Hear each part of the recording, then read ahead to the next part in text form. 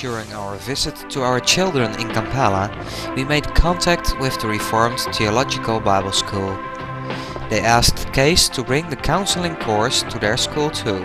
The question raised to teach the course to the poor evangelists of 16 small churches in the field.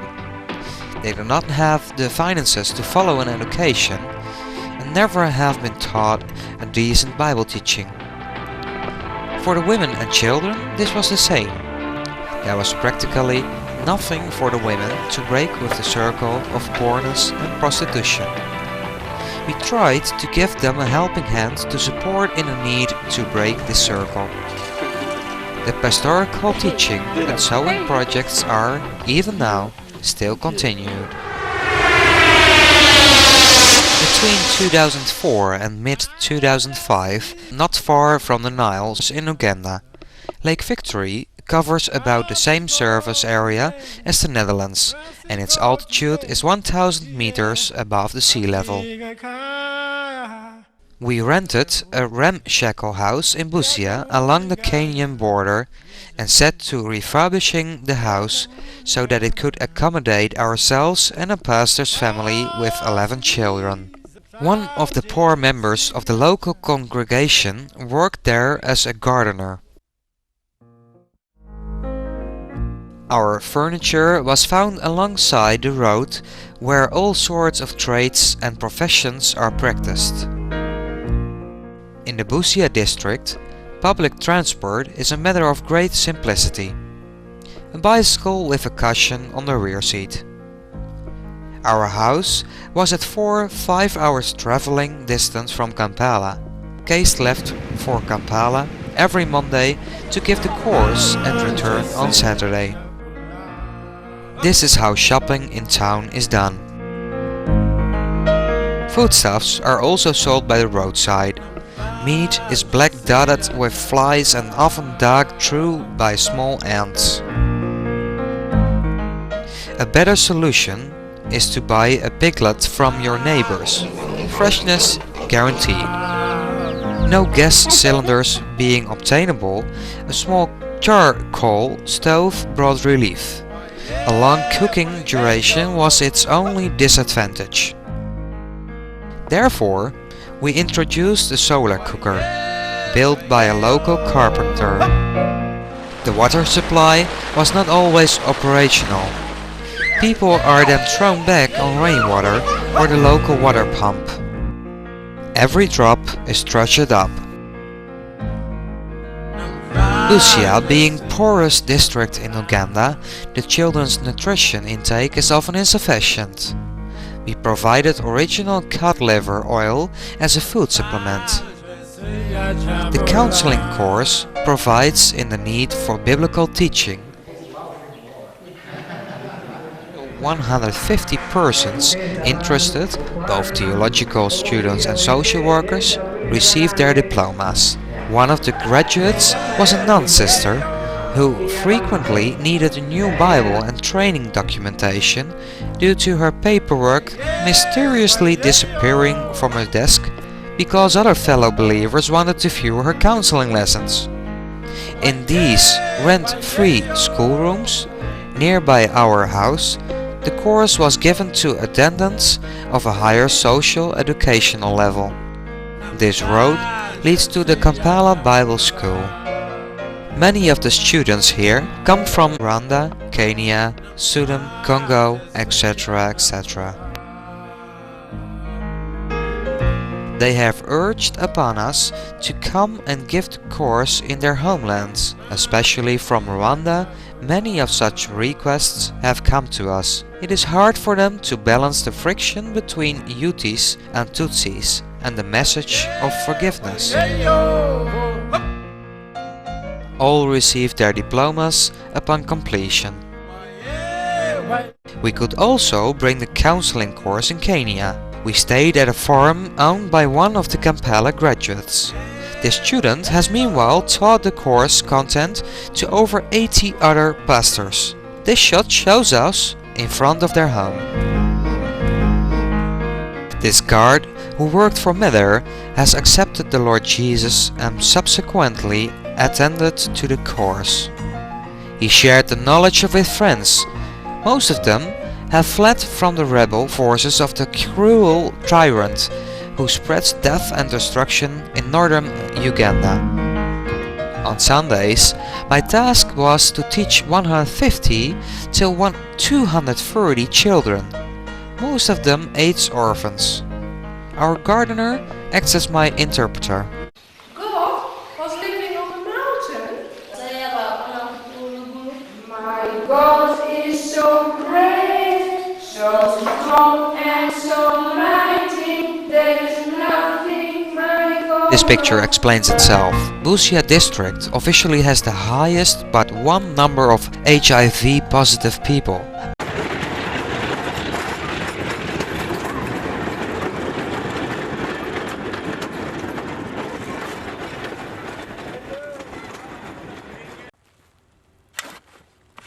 I know about AIDS. AIDS is killer.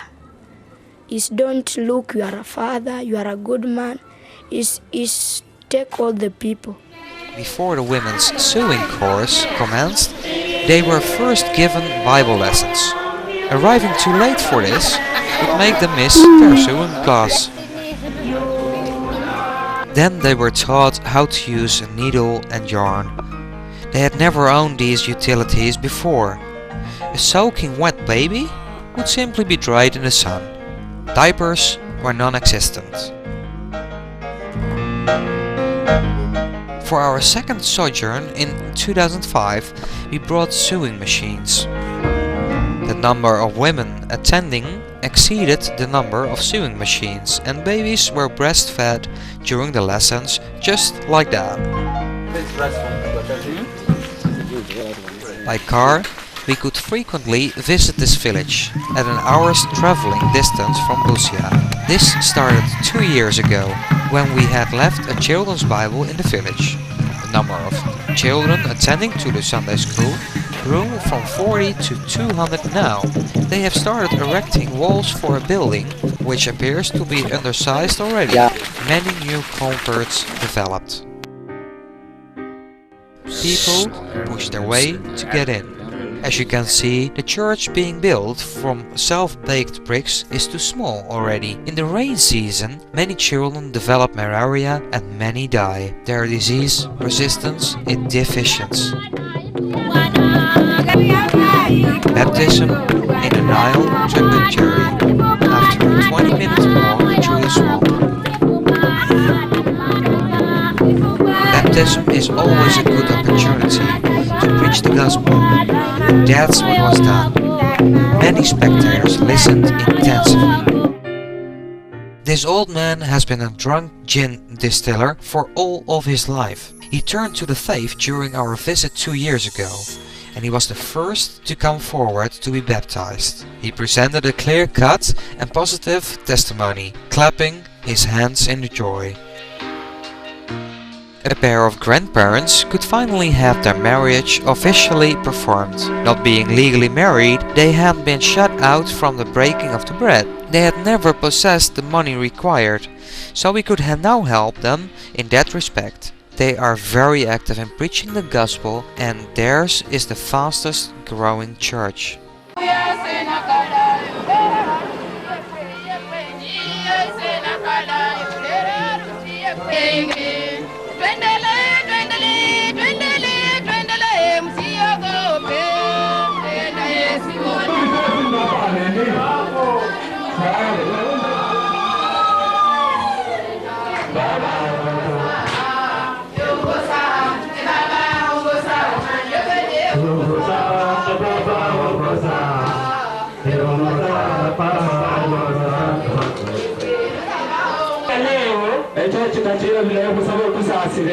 Mahali penye mpaka wala mahali hapa watoto kutoka katika kitabu cha Efeso mlango wa 3 through the word and present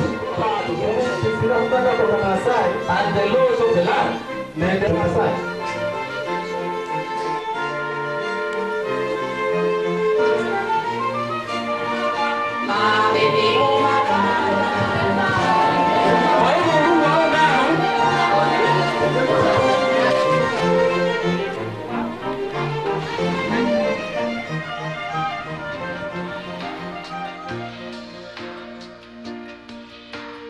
Many people are illiterate, so their fingerprint serves as signature in the official register.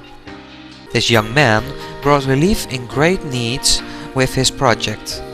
We could provide him with sewing machines for the project.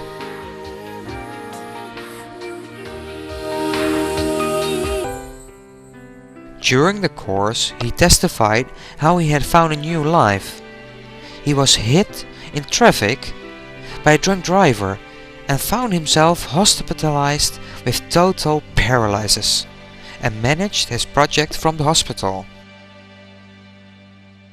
We talk about Joni. That Yes. book inspired you to take courage. Is that true?